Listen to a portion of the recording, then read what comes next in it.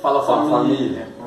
Hoje a gente vai fazer uma videoaula sobre Fernando Pessoa, um dos nossos parceiros da literatura. Modernista portuguesa. É isso, vamos pro vídeo.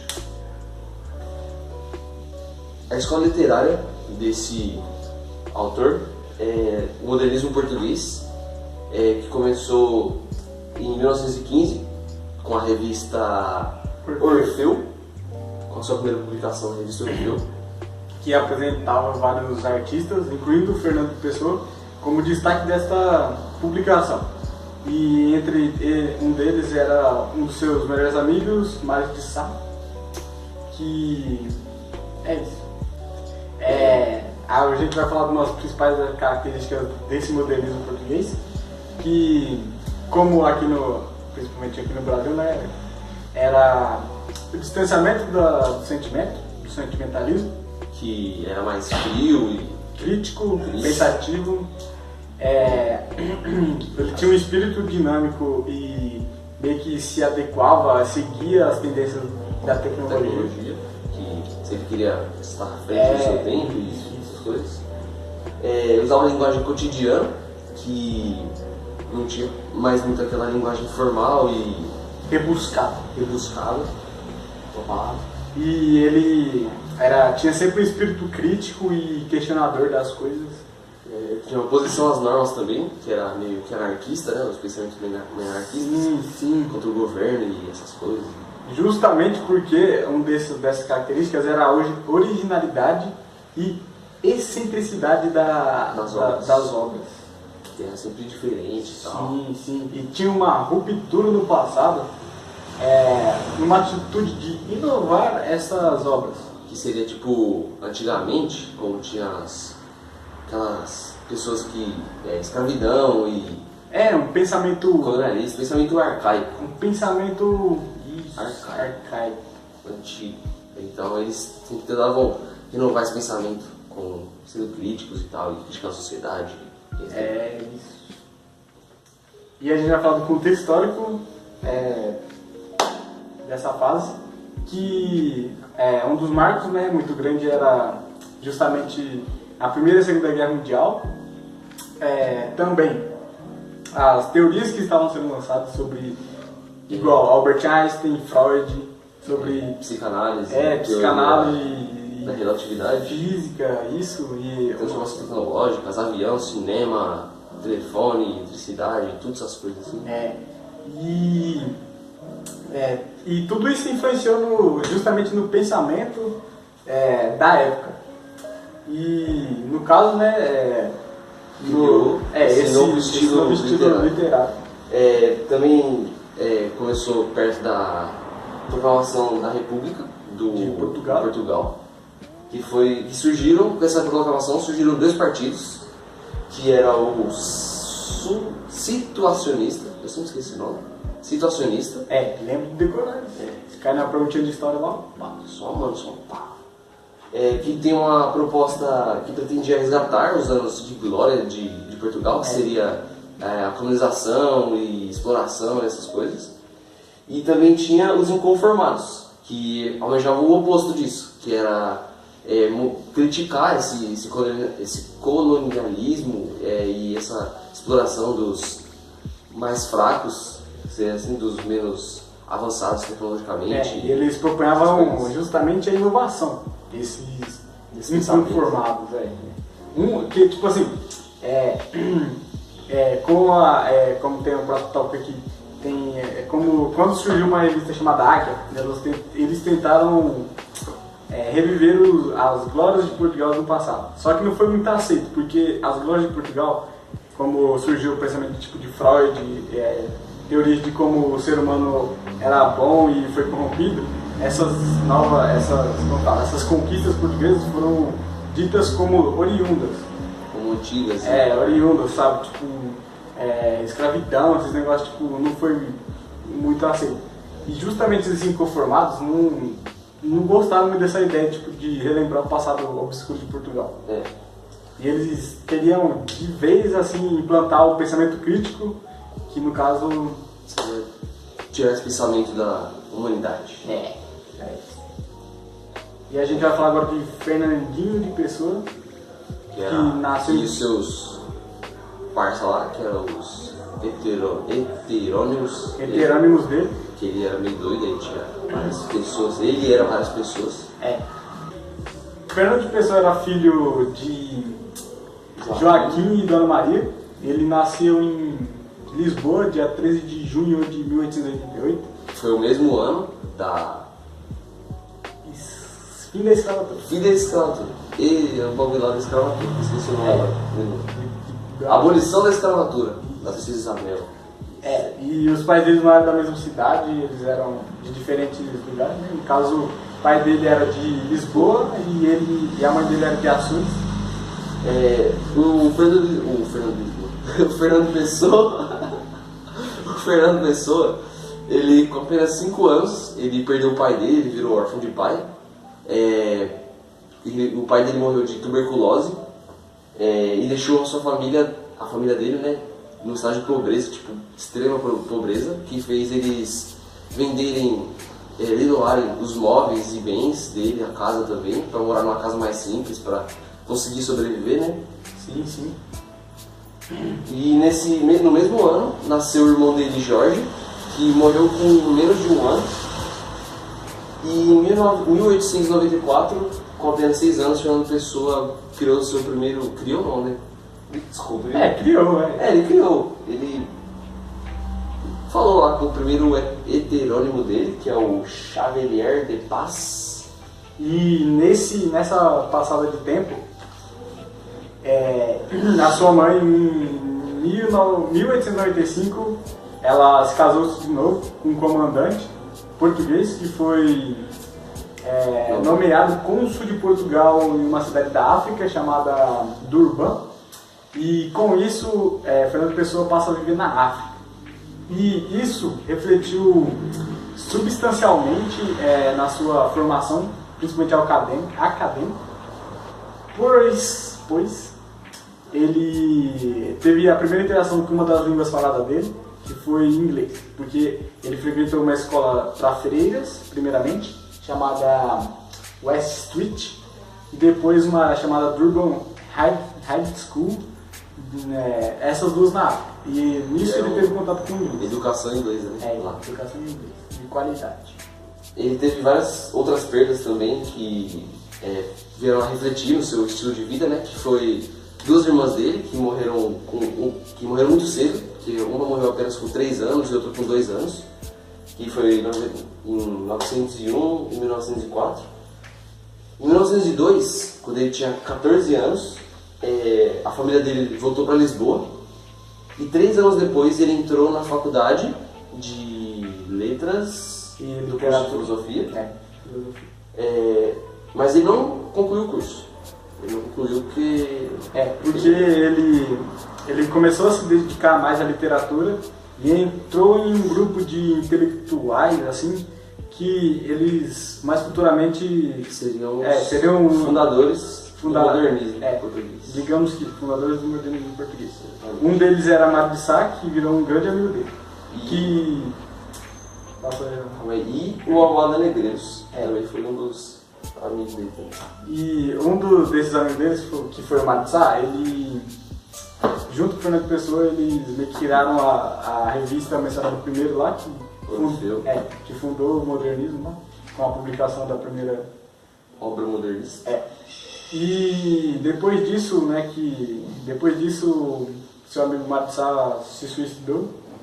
E em 1921 ele criou uma editora chamada Olisipo, onde ele publicava poemas somente em inglês. É isso.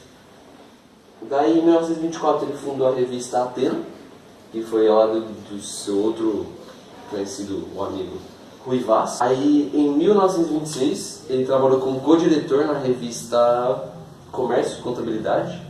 E depois, no ano seguinte, ele passa a colaborar com uma revista chamada Presença. E já nos últimos anos de vida dele, que ele morreu com 47 anos, em Lisboa, muito novo, ele estava com cirrose hepática. E deu uma cirrose hepática na sua cidade natal. Em Lisboa. E em 1935 ele morreu, ele veio a falecer. E nisso ele fez uma das suas últimas frases, que foi... Pode ler? Pode. I know not what tomorrow will bring. Não sei o que amanhã trará. Isso foi a última frase feita por ele, assim. Escrita por ele. No leito de sua morte. E foi deixada essa frase, né? Na sua lápide. Com a data da sua morte, 29 de novembro de 1935. Agora a gente vai falar sobre as obras dele. Obras e características das obras dele. Ele, Fernando Pessoa, tem uma obra vasta. Digamos que, em média, assim, ele tem 4 obras publicadas com o seu nome, Fernando Pessoa. O resto das suas obras são publicadas por seus heterônimos, que a gente vai mencionar a seguir. E essa prosa muito vasta foi escrita em 3 línguas diferentes: inglês, português de Portugal e francês. A obra dele, as poesias dele, né, porque a maioria dele é poesia, tem muito lirismo e subjetividade. E metalinguagem também. E que é voltado para metalinguagem também, as obras dele. E um dos temas mais explorados por ele são a sociedade natal, né? Vangloriando a sociedade natal, que ele gosta muito, ou criticando, ou falando qualquer coisa sobre a sociedade natal. Esses temas são variados, então, tipo, ele podia falar de qualquer coisa e é isso. Sobre a sua terra, é a coisa que ele mais gostava de falar. A gente vai falar agora dos heterônimos dele, que, diferente do seu pseudônimo, heterônimo tem um estilo particular, que é tipo... Cada um tem sua personalidade. Mesmo que seja parecida com a dele, não é exatamente igual a dele. Muitas ideias desses heterônimos são, principalmente do Fernando Pessoa. Essa é a ideia dele. A ideia dele, só que algumas dessas ideias entram em contradição. Mas eu acho que todas, enfim, eram da pessoa dele. Do que ele sentia, do que ele pensava. Realmente. E ele tem 4 heterônimos. Ele tem 3 heterônimos famosos, que são reconhecidos. Só que ele tem um semi-heterônimo bem famoso também, que a gente vai citar agora. Um deles, né, primeiro que a gente vai falar é Álvaro de Campos, que ele era um português que foi educado em uma cultura inglesa. E por isso ele se sentia excluído, ele se sentia um estrangeiro. E isso a gente pode perceber, assim, na sua biografia, que tem algumas partes semelhantes, entendeu? Tipo, Fernando Pessoa também foi educado numa educação inglesa, entendeu? É o mais parecido com ele, o Álvaro de Campos. Na primeira fase, ele sentiu tédio, né? Que seria por causa desse sentimento estrangeiro dele. Ele busca sempre experiências que marcam a poesia, experiências diferentes, que marcaram a poesia. Sim, e a segunda fase dele é a mais otimista, ela mostra o otimismo da civilização, o que... Seria tipo a esperança, né? Uma esperança, pode ser. Que ela pode melhorar, uma coisa assim. E a sua terceira fase é a mais introspectiva e apresenta a poesia pessimista, que ele apostava numa linguagem usada para a época, que seria à frente do seu tempo.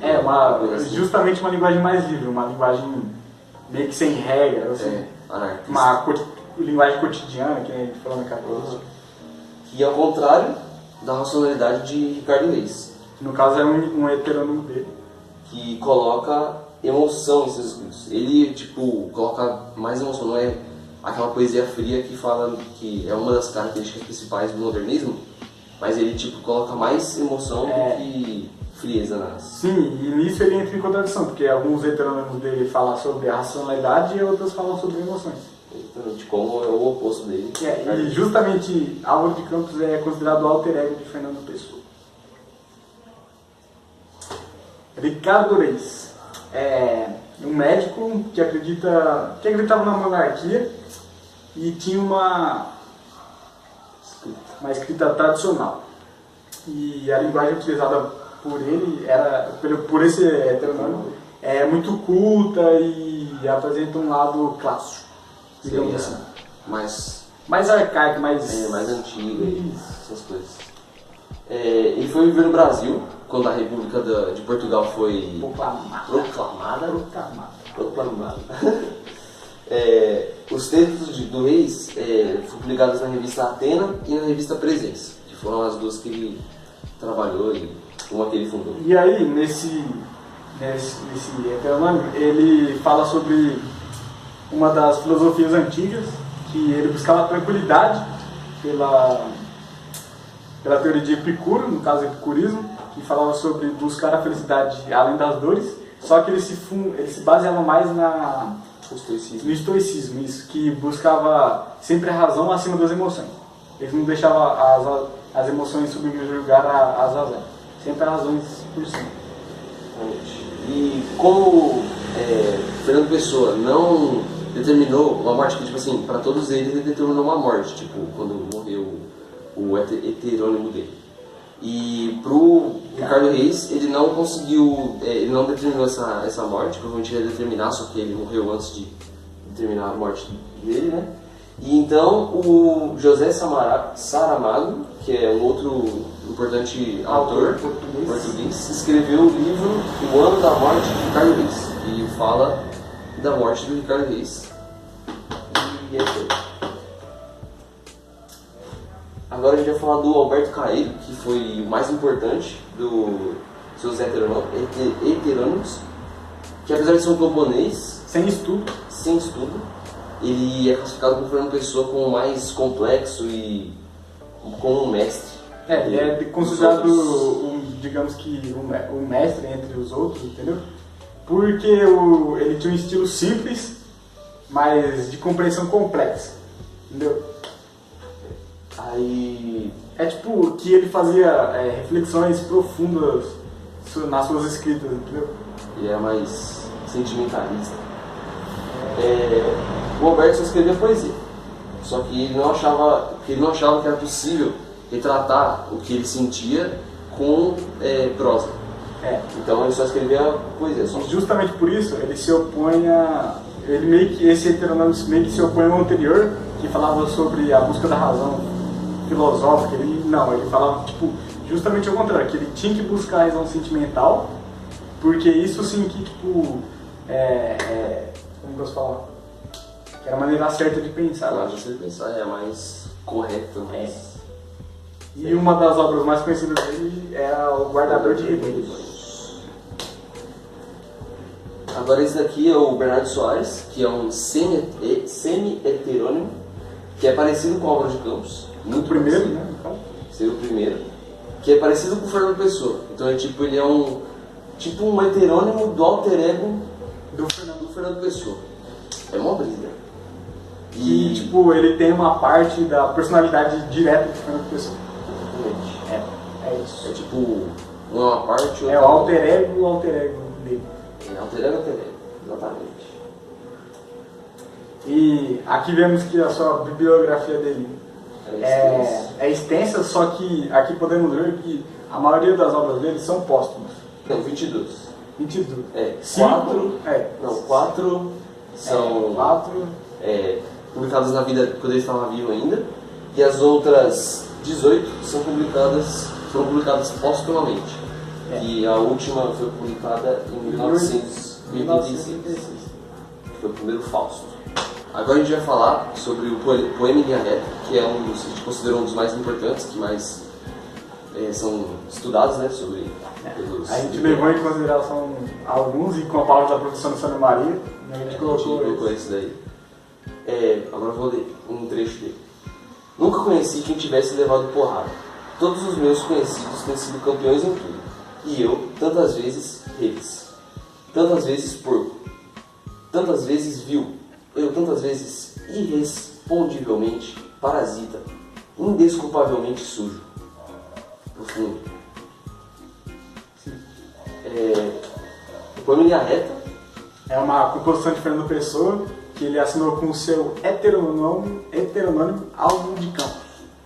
Álvaro, eu sempre confundo.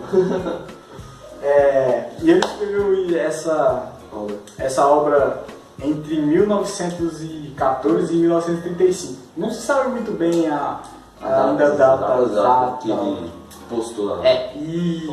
esse poema ele critica as relações, digamos que sobre a etiqueta e conduta. Ele critica muito isso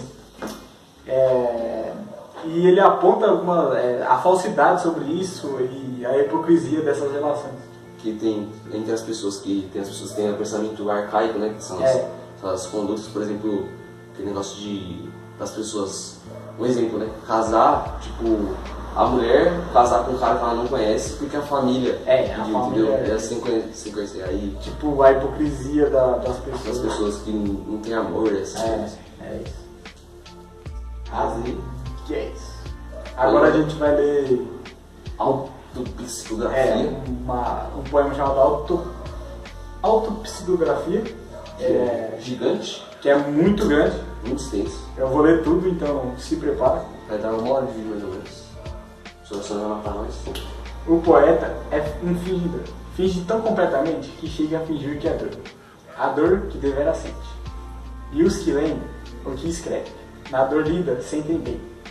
Não as duas que ele teve, mas só a que eles não têm. E assim nas calhas de roda, gira em entreter a razão. Esse comboio de corda que se chama coração. Top. E depois que lê certo, fica bom. Fica bom. É meio difícil de ler, mas é bom. É porque a linguagem, né? É meio... Complexo. É porque não é o português habitual nosso, né? É português de Portugal.